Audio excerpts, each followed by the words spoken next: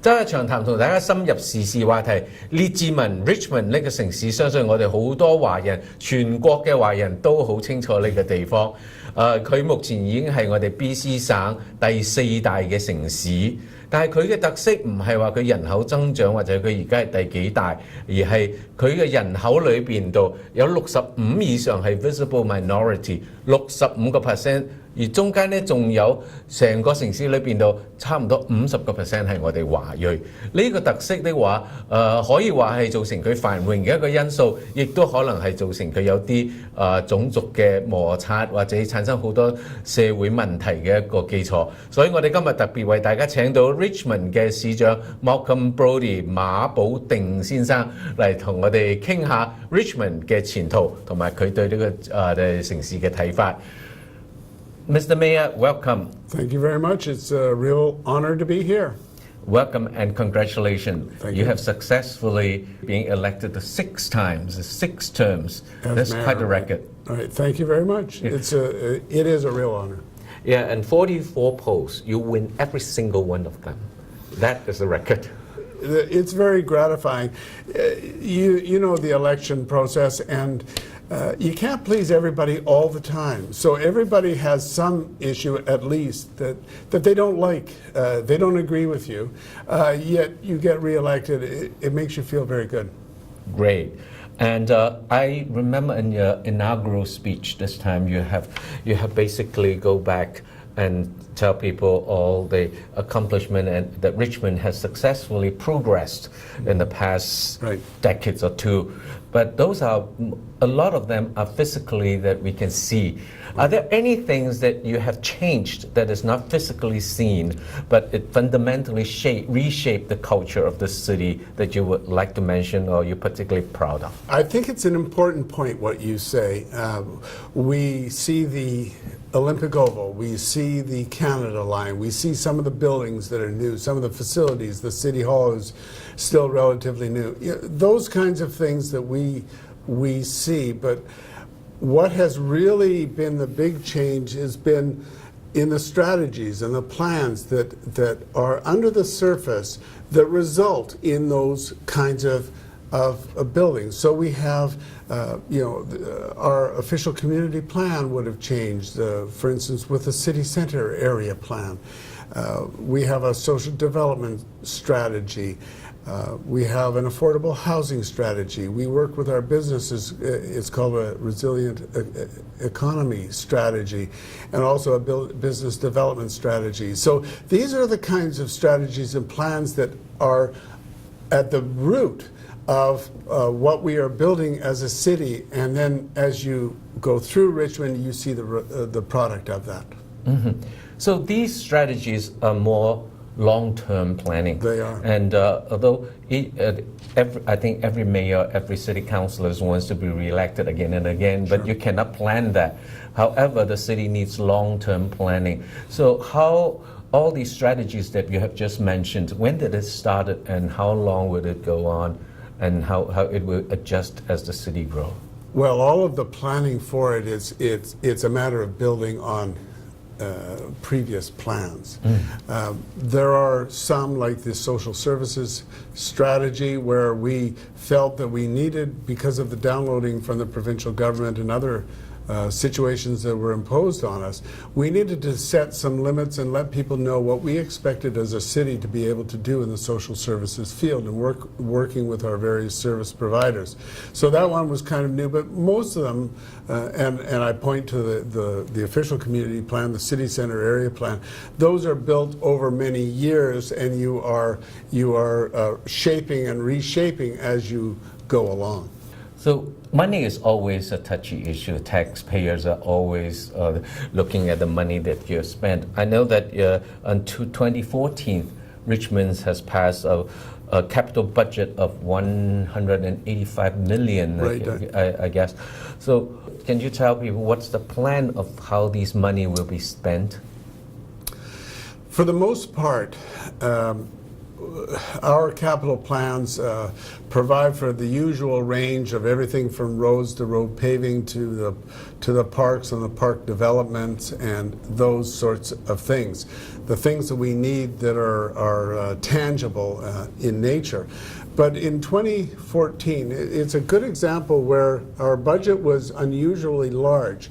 We had an unusually large budget when we built the Oval, for instance, as a city facility. And so this year we put into the budget the new facilities that we have been planning. So we are going to have a new older adult center. We will have a new pool. They are one combined facility. We're going to have 2 new fire halls. The main fire hall and the Bridgeport Fire Hall is moving to the West Cambie area. We have a new city center, community center, which should open next year, and other facilities as well. So those are the kinds of buildings that we are able to build. They are important facilities, and that's why it took an unusually large capital plan. Well, but it was quite well received by the people, and they trust you with the money. Well, it was well received. In order to do this $185 million plan, we had to borrow $50 million of it. We didn't go to referendum on it because it's not new concepts, new facilities. It's replacement of old facilities. And these old facilities were coming to the end of their lifespans, and so it was important that we get them replaced in a timely way, and we needed the financial resources to do that. After 6 terms, what is your new plan for Richmond? What is there a new blue plan that you're looking forward to the next 6 terms?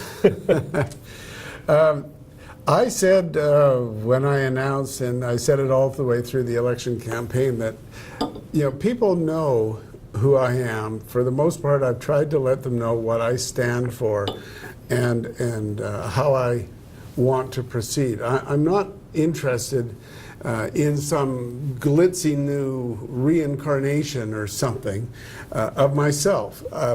You know what I stand for, and I'm not going to wait for an election in order to say, if you re-elect me, I will do this. If it is something which should go forward, then it should go forward. So in terms of where I see the city going, certainly taxes and affordability are important issues to address. We do want to have the ability for young people and old people, everybody who wants to live in Richmond, we want them to be able to be here, and that's an affordability question.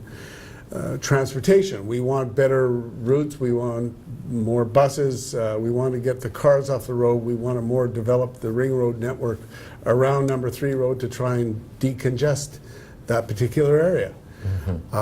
In the environmental field, we've done so much, and that is an area that has really grown since I first became the mayor. We want, as an example, we have district energy. A whole new area in West Cambie is using, instead of using fossil fuels, we're using the water that is heated or cooled underground. And so as an alternative to fossil fuels, we are using that. We've created a whole new utility right now. We've gotten as far as 800 units are attached, connected to it, and we have a number more before. We'll have thousands connected by the time we're finished. So those are some of the things that we are looking at, and as I say, those facilities that I talked about that were in the capital plan, we've got to get those built for the better enjoyment of the people of Richmond. So that's a few of the areas that I see us going in the next number of years. And from your description, I got a feeling that you're going green without you glamorously say this, we're going green, but everything that you're doing is actually, seems to me, is going towards a greener city. Oh, there is no doubt about that. The amount of consideration we give to the environmental aspects of any decision we make is so much more than it used to be. Not to say that we ever ignored it, but it just never was right up there on the top of the list. So everything from the district energy utilities that I've talked about, to the vision for the Garden City lands, to the whole corporate operations. We made a pledge that we would become carbon neutral. We achieved that in 2013. In our facilities, we're the only municipally certified Power Smart leader in the province through the BC Hydro program. So there's lots of different areas, but the environment is right up there on the top of the list. Money aside, the population will continue to grow. Right. And the population will be composed of very, very multicultural from all Right. different. Do you find that in the future, the tensions of racial conflict, do you foresee that, or you feel very comfortable that it is undermanaged, it can be manageable? Richmond has always been a very diverse city. It is one of the things that defines the city of Richmond. Right back to the early days of incorporation, the Chinese were a big part of the city, the Japanese, First Nations. A lot of them came here to work in the canneries and in the fishing industry or in agriculture. And that has continued right up to the present day. Now, of course,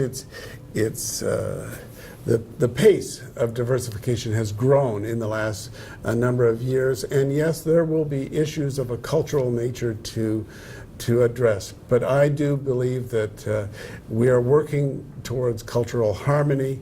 We work with our partners as a city, and I believe that we will work through those issues because we see diversity as a strength. Thank you very much. 我哋上半年到呢處為止，我哋休息一陣，一陣間繼續同列治文市長馬布定先生繼續再傾下 Richmond 呢個城市。